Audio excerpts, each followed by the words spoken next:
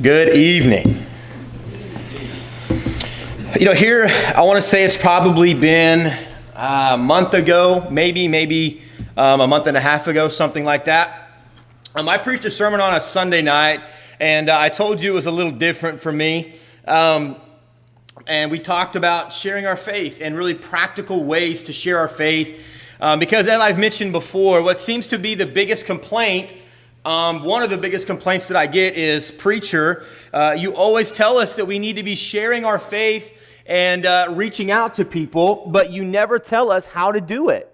You never tell us in a practical sense how you go about sharing your faith. And so we looked into that, and you guys ate that up and seemed to really, really enjoy that. And so we're doing something very similar tonight. In fact, there will be multiple points throughout this sermon that are really just kind of being reiterated, to be honest with you, and they're very similar to a couple that I made. Now, most of this is new material, but simply because, we're talking not only, the last sermon was more geared toward reaching those that you don't know very well, and tonight's sermon is a little bit more just a little more specific in a lot of ways to reaching your friends. And when I say friends, I don't necessarily mean the people that you're with every single day. I simply mean those who you know and those who you spend time with. And there's going to be several pictures. There's going to be several scriptures up here during the course of the sermon. And I would love for you to turn to those whenever you get the chance, if you would like to. I myself am not going to, simply because we have quite a few things that we need to talk about. So for the sake of time, I will not be, but I would love it if you would. Write them down. Go study them later. All that good stuff. So, winning your friends for Jesus. In our youth group right now, God is doing some awesome things. And I'm really, really excited about what God's doing in our youth group. And if you ever come to any of my classes in the youth class, I'm not saying that you should necessarily, I'm saying if you ever were to stumble in there on a Sunday morning or a Wednesday night, chances are you're going to hear me and hear them speaking something about inviting your friends. About go and bring your friends in and let's talk to your friends. Let's get them all excited about this. Let's get them to come into this event or to that event. Something of the sort. It's something we spend a lot of time talking about. Go and talk to your friends. Go and win them for Jesus. And we talk very specifically sometimes about how you go and do that in school, or for those a little bit older, at their job that they work sometimes, for some of our high school and maybe even early college students, in a very practical sense. I want to kind of get on your level tonight. I want to take a step back, and I want to say a few things, and I really want you to hear what I'm about to say. I think the reason that sermons like this are so important is because, Satan is really working on people right now. He's attacking people, and he's doing a really good job. If you look at what he's done, think about all the momentum that we had here 2 years ago. And as you look at the direction that we were heading and the way different ministries were going, and then all this stuff happened, and not just COVID, but turn on the TV.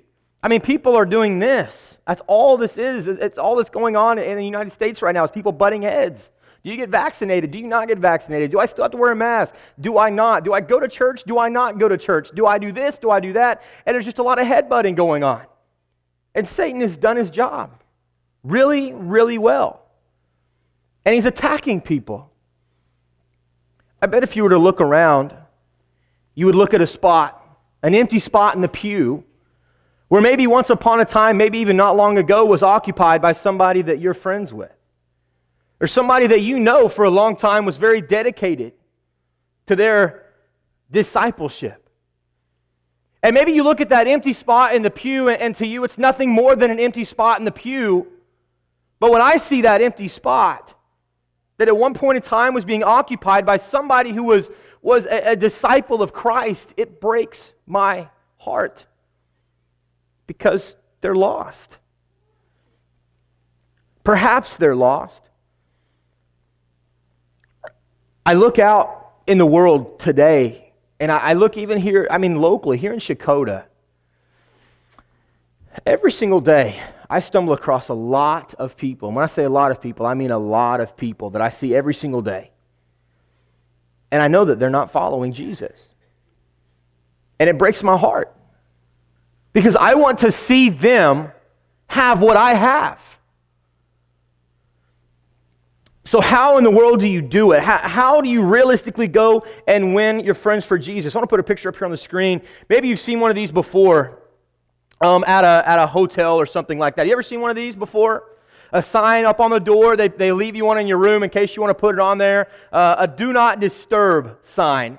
And perhaps you've been wanting to sleep in or something else, whatever, and you put a do not disturb sign on the door. That means whatever you do, don't knock on the door, don't come in. You're not welcome, you're not invited. Stay out, I have something going on, right? That's what those signs are for. And even some businesses, there will be conference rooms or meeting rooms, and they'll stick something like this up there, say, do not disturb, meeting in progress. Or I can remember when I was in school and it would be testing time toward the end of the year, I'd walk down the hallway and you could tell which classrooms were being tested in because they would have signs up on the door that says silence, testing in progress. In other words, don't come in, we don't want you in here, you're not invited, we have things going on, do not disturb. Brethren, I'm afraid that sometimes, whether we realize it or not, I'm not going to say that we do this, but I'm going to say if we're not careful, we will find ourselves becoming a do not disturb church. A do not disturb church. And what I mean by that is without realizing it, if we're not careful, we'll find ourselves putting a sign up on the door that says do not disturb. Do I mean literally? No, I don't mean literally going and putting up a sign that says do not disturb, but you understand what I'm saying. If we're not very intentional about thinking about our visitors, thinking about those who don't belong to the body here in Shakota, if we're not very intentional, we'll find ourselves being what Brother Steve Miner likes to call a do not disturb church. I would rather be this next picture up on the screen. I don't know about you. I don't want this do not disturb message. I want this welcome, come on in message to be sent to the community. Right? In every aspect. This is what we're all about here at the Shakota Church of Christ. You're welcome.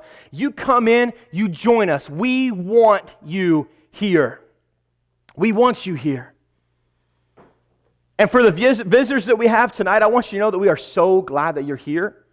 Oh my goodness, we are so glad you're here. Come back anytime. Anytime. If you need to talk afterwards, let's talk. If you want to go have dinner afterwards, let's go have dinner.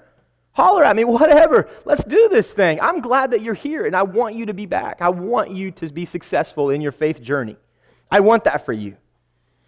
And I hope that's your mentality as well, all of us. I hope that's the mentality. You're welcome at the Shakota Church of Christ. Come in, sit down, come sit next to me, come sit next to my children, come sit next to my family, and let's talk, and let's worship together. We're glad that you're here. And the reason I think it's so important that we talk about this idea of not being a do not disturb church is because of the scripture we're going to put up here on the screen, Ephesians chapter 3, verses 8 through 10. We talked about this here a month and a half ago, but I want to read this passage again because I think it's really, really important. Ephesians chapter 3, you can go ahead and turn there if you want to.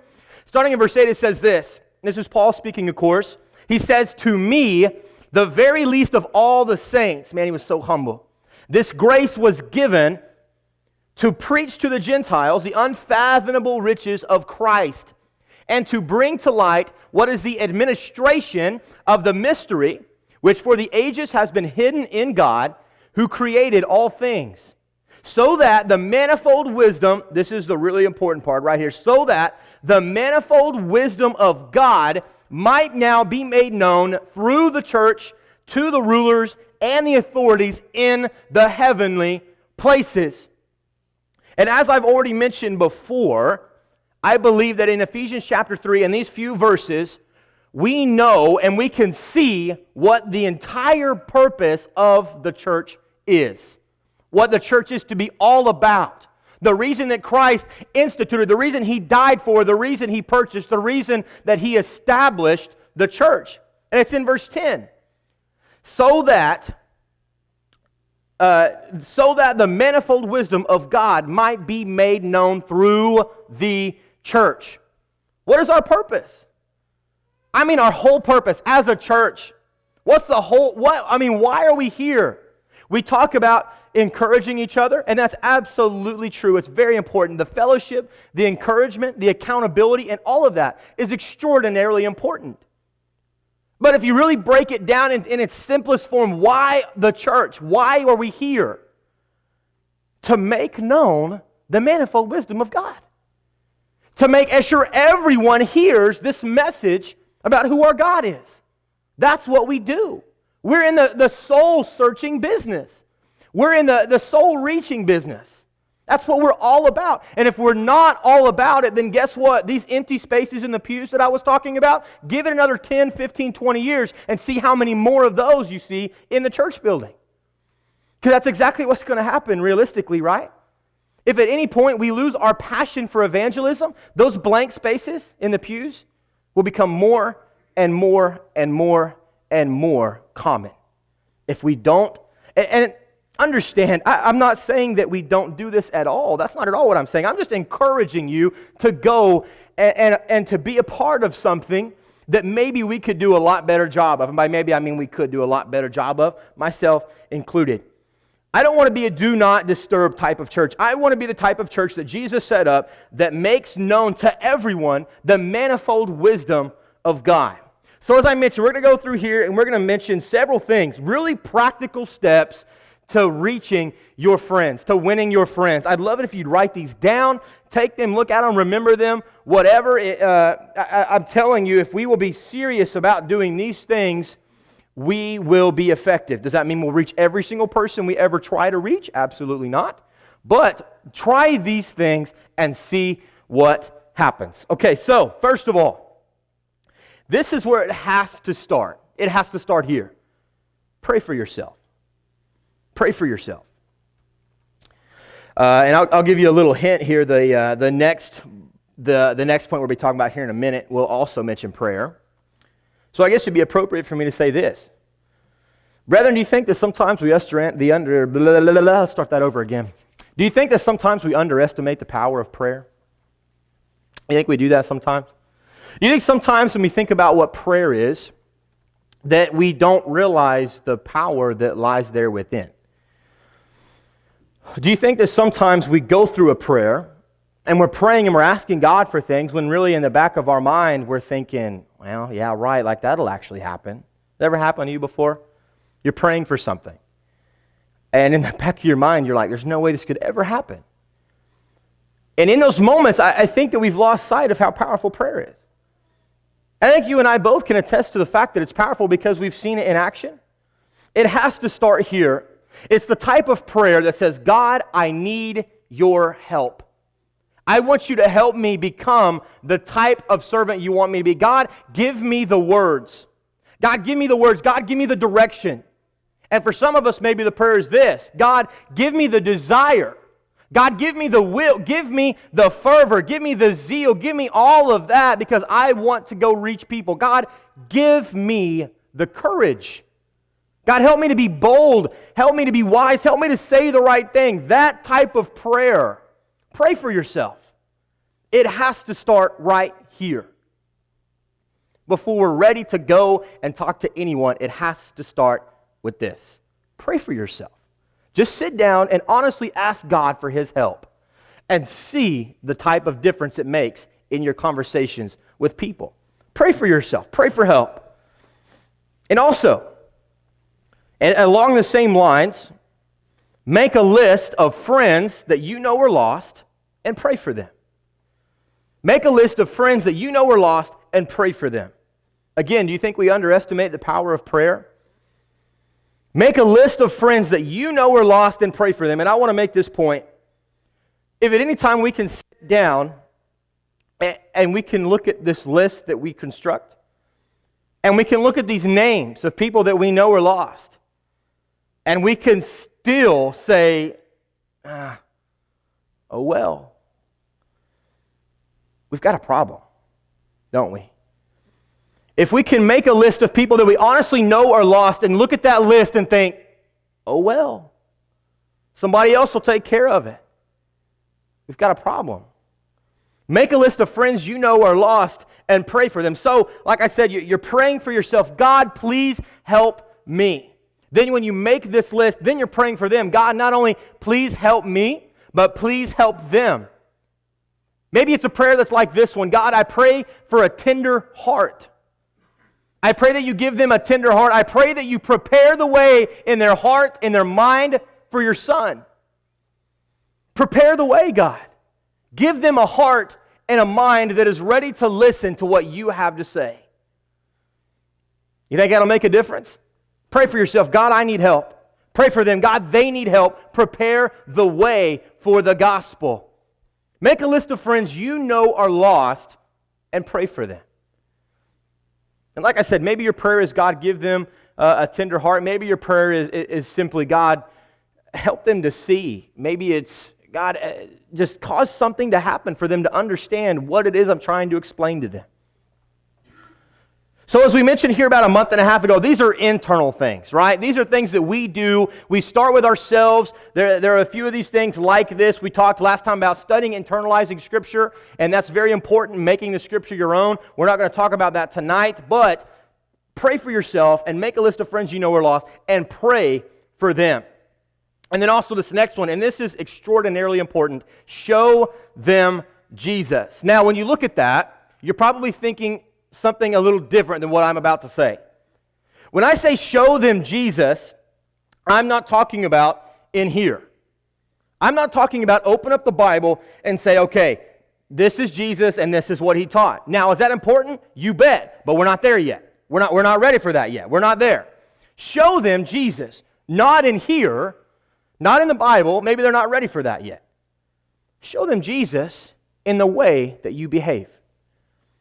Show them Jesus in the way that you conduct yourself on a daily basis. I bet you could guess the answer to this question. What do you think the number one reason why people say they don't want to go to church is? It's full of hypocrisy. All those hypocrites, all those people that are there and they think they're better than everyone. They sin. I know what they do in the community. They're hypocrites. It's full of hypocrisy. And I want nothing to do with that hypocrisy. Have you ever heard that before? I see nearly everyone in here nodding their head yes. We've all been there, have we not? You've invited someone to church and they say, I don't want anything to do with that center of hypocrisy. I don't want that. I don't want to deal with hypocrites. And for so many of them, here's what we do, by the way. We look back and we justify or try to defend ourselves. We say things like, well, we're not perfect, but they just have to get over that. I look at situations, I can remember in Red Oak, I can remember there was a family that was extraordinarily talented, very, very talented. And they were going to, they were driving down the road, going to a different congregation and blessing them, rather than blessing the congregation in the town that they were living in.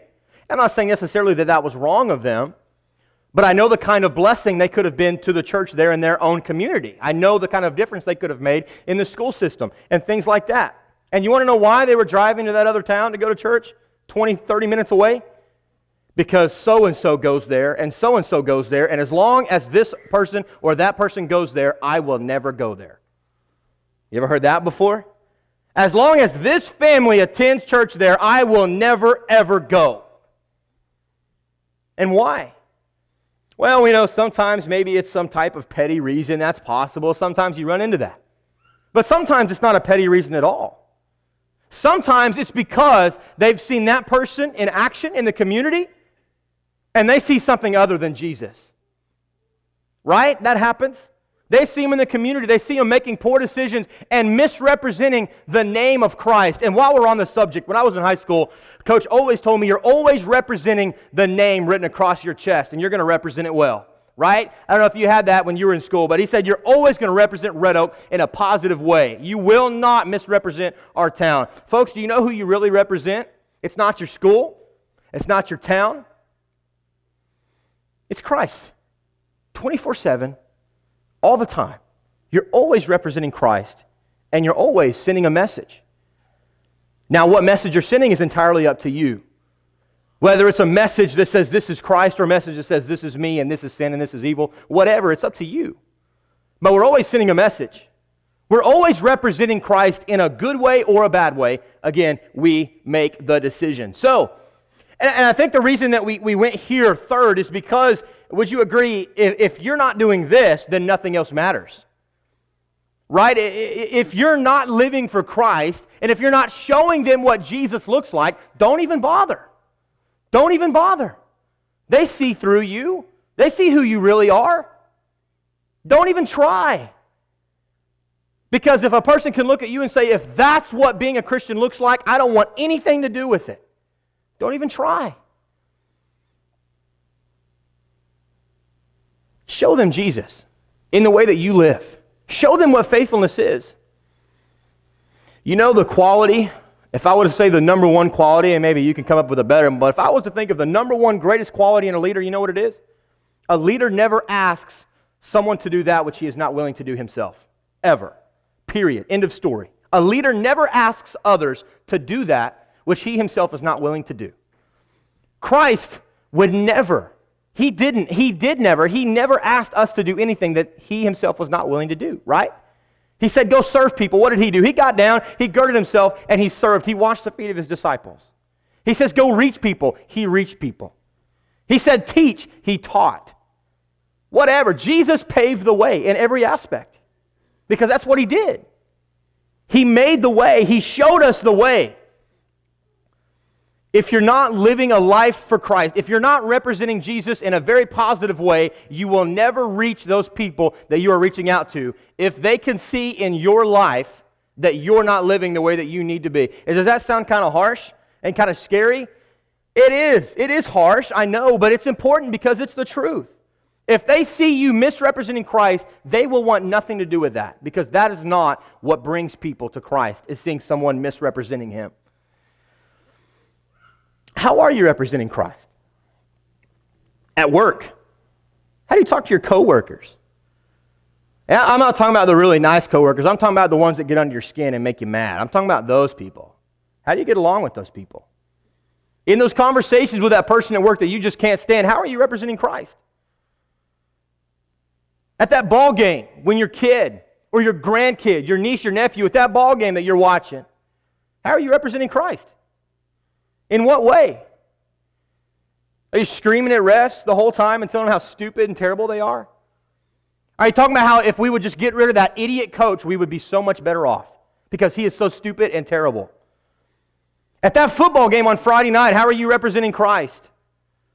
At that community event, at that whatever it is, in your conversations with each other outside this church building, how are you representing Christ? 24/7. Because for those of us who have put on Christ, that's what we are. All day, every day, that's who you're representing. How are you representing Him? With those people you don't like, at those ball games, at those school events, whatever. How are you representing Christ? You have to show them Jesus outwardly and show them what it looks like before you ever pick up a Bible and begin to teach them. That's just how it is. So show them Jesus in your actions. Let them see you and let them see what it's all about. Because, and you don't realize this too, your actions are so much louder than your words. I mean, honestly, and I know that's kind of seems like I'm beating a dead horse, but think about situations where people have looked and they've been so encouraged. They're like, I've noticed that you don't do this, and I really appreciate that. Or have you ever been in a restaurant in the community and you say a prayer with somebody, or even if amongst yourself, you say a prayer over your food and somebody comes over and says, hey, I couldn't help but notice you prayed before you ate. I just want you to know that's really awesome and I really appreciate that. Has that ever happened to you? It's happened to me several times. And it's awesome. They see you doing what you should be doing and they're encouraged. That's what it's all about. So show them Jesus. Next here, equally as important, let them see how happy you are. I'm going to tell another story. And it just so happens to be another Steve Miner story. I was listening to something of his not too long ago. And he's told a story like this. He was on an airplane. And he was sitting next to a person and they were talking, and it was it was a several hour long flight. It was a really long flight. And they were conversating back and forth, talking about anything and everything that you can think of. And he finally got to the point where he decided, you know what, it's time that I talk to this guy about Jesus. So he starts talking to him about Jesus, and this guy is interested in their conversating back and forth. And it doesn't seem to be going anywhere, and the conversation kind of stops for a while. And he says this guy, after a period of silence, taps him on the shoulder, and he says, hey, Steve, I just have one question. He said, what's that? He said, are you happy? He said, yeah, I'm really happy. I'm happier than you could ever imagine. I'm so happy. And Steve says, well, are you happy? And he says, oh yeah, I'm really happy. I've got beautiful children. I've got a great job. Man, I got a great job. They pay me really well. I've got good retirement. My kids go to a good school. I have a nice house. I have, whatever it is, all these things he's talking about. And he's saying, yeah, I'm really happy, and this is why. Because of his family and his money situation, his job, and all of these things. And really, it kind of caught him by surprise. I mean, how do you counter that? When someone thinks that they're really happy and they tell you that this is why they're happy, and we like to say, well, they're not really happy. No, maybe they are. Maybe they really are happy. And maybe they really are satisfied with what they have. Although we know there's a hole that only God can fill, but maybe they really are happy. And he's quiet, he's silent. And after a while, he's praying, he's saying, God, just give me the words. Give me the words to handle this. And he did. And finally, Steve, he talks to this guy and he says, what if you go home after this flight? You get off this plane, you go home, and all of those things are gone. Your home, your wife, your kids, your family, your job. What if it's all gone when you get back? Will you still be happy? What do you think the guy said? No, I wouldn't be happy. I'd be devastated. My whole world is gone. My happiness is over. I would probably never be happy again. And Steve looks at him and he says this, if I were to go home and my family and my home and my job, if everything were taken away from me, yeah, I would be sad, but I would still be happy because I would still have a reason to have joy in my heart because I serve a risen Savior. Now you tell me that's not powerful. I want to put a scripture up here on the screen, and man, I love this passage. Jesus has just been talking about what we talked about actually in a sermon here not too long ago. Jesus is speaking about what it is to be the true vine. I am the true vine, you are the branches, and all of this, that, and he's talking about having a relationship with Him, and he's teaching them all these things, and then in verse 11 he says, these things I have spoken to you, so that my joy may be in you, and that your joy may be made full. Guys, being a Christian is not a life, it's not a dual life.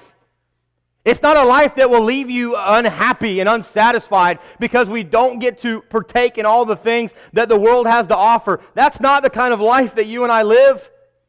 You and I have a reason all day, every day, in every circumstance, no matter what's going on. We have a reason to be happy. We have a reason to be overjoyed all the time, 24/7. And when a person can look at you, and when they can see how happy you are, they can't help but be curious. They can't help but ask why. What makes you so happy? Why are you smiling? Why are you just overjoyed all the time? Why are you so happy? You know, I have friends from high school that ask me that question. I say, man, how are you so happy all the time? Just so happy-go-lucky and just seem to be in a good mood all the time? And you know what I tell them? Because I serve Jesus. And I'm happy every single day because of what He's doing. Every single day, I wake up curious as to what Jesus is going to do through me that day. Who I'm going to get to meet. Who I'm going to get to impact. How much I'm going to get done. Whatever it is, I get to wake up every day thinking that. What's He going to do through me today? And I have a reason to always be happy. I have a body of the Lord's people right here in Shakota. You guys, you make me so happy, you have no idea. You have no idea. You guys are so awesome. I love being here so much. You probably picked up on that by now. I have a reason to be happy all day, every day, because of the bond that you and I have, because of what a certain someone named Jesus did for us. I have a reason to be happy and joy all the time. So let them see how happy you are. Let them see what Christ has done in your life. And when they look at your life, and when you're showing them how happy you are and how overjoyed you are, they will not help themselves. They can't help themselves. They will be curious. Why are you so happy? And then you can tell them, this is exactly why I'm happy. And I promise, try it. Be the kind of person that's happy all the time and show people why you're happy. Explain to them why they're happy. They will be curious. So let them see how happy you are. Next point here also. Find creative ways to work Jesus into your conversations. I mean, we have those friends that we talk hunting or fishing for hours and hours and hours. I'm telling on myself here, by the way. I'm pretty passionate about those things. I talk about them a lot. College football, don't even get me going. I could talk about college football for hours. This team and that team, this quarterback, that quarterback, this coach, and this offense, whatever. I could talk for hours about football, specifically college football. Love football. And chances are all of you probably have that thing, right? That thing that you love talking about. And maybe it is your job. Maybe you love your job. Maybe it's another hobby that you have. Maybe it is hunting. Maybe it is fishing. Maybe, just maybe, you like to talk about your kids. Maybe. I don't know if that ever happens or not, but maybe you like talking about your kids and how proud you are of your kids. Maybe you like talking about your grandkids, great-grandkids, and how proud of them you are. Maybe that's what you like to talk about. We all have those things, right, that we love to talk about. Find ways in the midst of those conversations to bring Jesus into the conversation, is what I'm saying. Find creative ways to slip Him in the conversation. Train your mind to think Jesus in every conversation. No matter what you're doing, who you're talking to, where it's at, to be thinking about how can I work Christ and my faith and the church into this conversation. Next here, find out what their needs are and see to those needs. I want to put a couple scriptures up here. You can go ahead and turn to John 6 if you want to. There's a couple passages here that we want to look at. John 6 and verse 2. A large crowd followed him, that is Jesus. This is right before he feeds the 5,000, by the way. It says a large crowd followed him, and notice this word because. In other words, what they're getting ready to say, this is why they're following Christ. Because they saw the signs which he was performing on those who were sick. I don't know if you know this, and I don't want you to shoot me down for saying this. I know this seems disappointing, but so often in the Bible, the reason that Jesus at times was so popular for a lot of people had nothing to do with his teaching. Nothing whatsoever. Was he the master teacher? Yeah, the greatest teacher that ever walked. The only perfect person to ever walk the planet. I'm not taking away from that at all. He was the master teacher. But so often people followed him for very selfish reasons. It had nothing to do with his teaching. So in John 6, this passage, they were following him because the signs which he was performing. In other words, well, this guy can heal the sick. That might come in handy. I think I'll follow this guy, right? That's what was happening. They saw the signs he was doing, and they said, I want to follow him. Then, here in John chapter 6, in the same chapter, he feeds the 5,000. And then in verse 26, a familiar sounding conversation happens, a similar conversation. Jesus answered them and said in verse 26, Truly, truly, I say to you, you seek me, not because you saw signs. So now they're past that. It's not about signs anymore. Not because you saw signs, but because you ate of the loaves and were filled. So again, where's teaching in that? Because before he fed them, did he not teach them? Yeah, they were exhausted. He saw them. And the text tells us that Jesus felt compassion for them because they were like a sheep without a shepherd. So he began to teach them. And then that led into this event where he fed the 5,000. And so what happens? Are they following him now because of his excellent teaching? It had nothing to do with his teaching. Jesus himself said so. You're not following me because of my teaching. You're following me because I fed you. And you're thinking that might come in handy again down the road. People so often follow Jesus, not because of his teaching, not because they wanted to hear the words of life, but because he saw their needs and he took care of them. That's why they follow Jesus.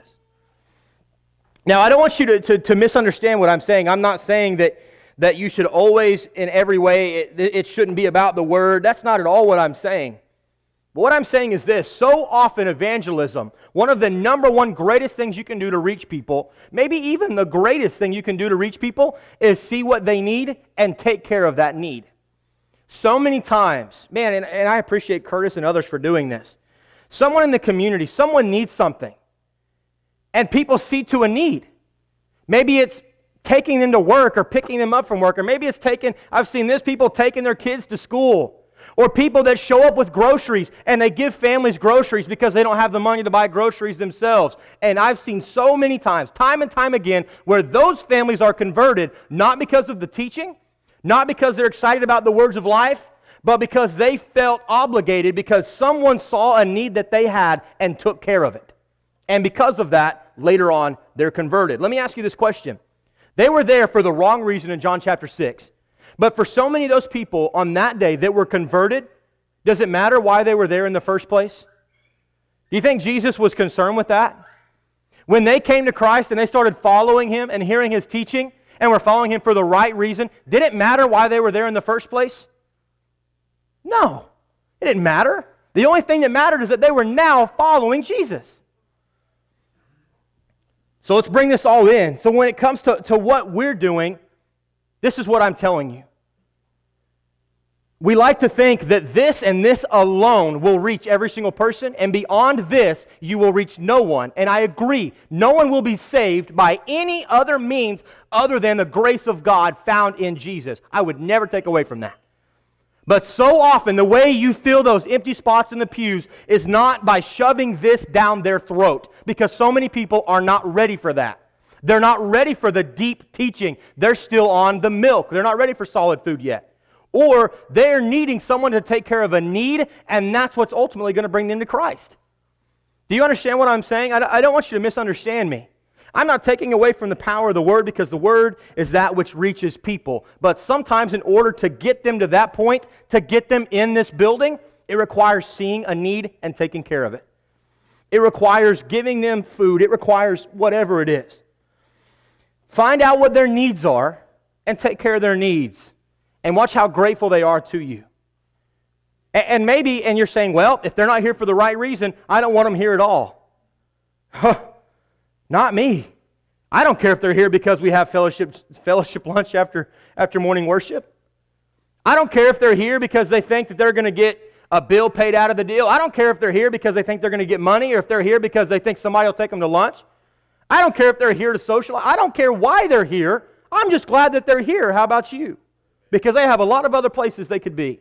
And if they're here, they're going to hear the Word being taught, because that's what we do here. We hear the Word, we teach the Word. That's what we do. Let's get them here, brethren. Find out what their needs are and see to their needs. Next one here, and we'll go through these last couple pretty quick. Practice making them feel special. Make people feel special. Take an interest in them. Encourage them. Tell them how great they are. Make them feel like they are important to you. And when you make people feel like they're important to you, watch what happens. Because they're like, man, he really does care. When you see somebody who is sincere about people, it changes everything. So often, because people are sincere, people are reached. So practice making them feel special. Encourage them. And then the very last one here, invite them. Invite them. You've prayed for yourself. You've prayed for them. You've saw to a need. You've showed them what living for Christ looks like. You've done all of those things. You've worked Jesus into the conversation. You've been talking about Him. You've been talking about faith. All of those things are in place. Now it's time to invite them. Time to invite them. And like I mentioned, don't just invite them to church. Invite them to sit in your pew during worship. Don't just invite them to church. Invite them into your home. Don't just invite them into your church. Invite them out to lunch. Buy them dinner if you're able to do it. Buy them lunch, whatever. Invite them into your home. Show them what a godly family looks like. Invite them to come sit right next to you. You see the difference? Don't just invite them to church. Invite them to sit next to you. Invite them. And all of this, and we'll sum it kind of all up in this passage up here on the screen. There's a reason we need to take this very, very seriously, what we're talking about tonight, and this is the reason.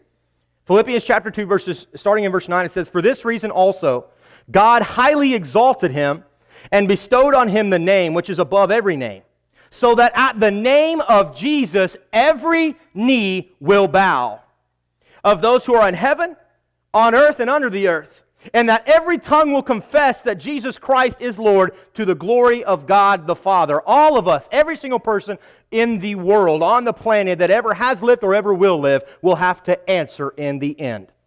Every single person, with no exception, every person will have to answer to God for what they've done. And sometimes it's up to us.